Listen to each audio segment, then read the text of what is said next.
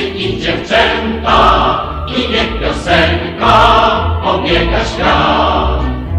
W pochodzie tak ją nuci, szumią drzewa i z nami śpiewa słoneczny wiatr. Brzmi zgodny śpiew pokojów budowniczych, tak wielu, że nas marszu nie policzysz. Idziemy, niech pogodę śpiew kołysze, my towarzysze zwycięskich lat.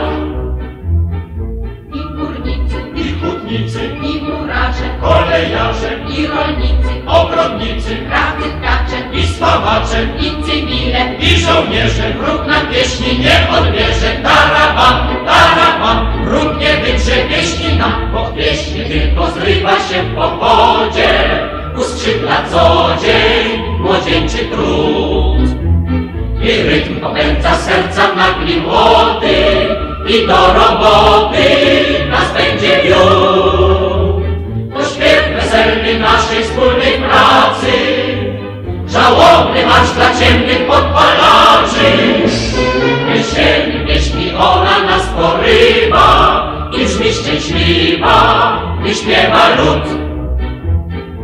i górnicy, I hutnicy, i murarze, kolejarze, i rolnicy, ogrodnicy, krawcy, tkacze, i spawacze, i cywile, i żołnierze. Wróg nam pieśni nie odbierze. Taraban, taraban, wróg nie wydrze pieśni nam. Jesieni pieśni ona nas porywa i brzmi szczęśliwa, gdy śpiewa lud.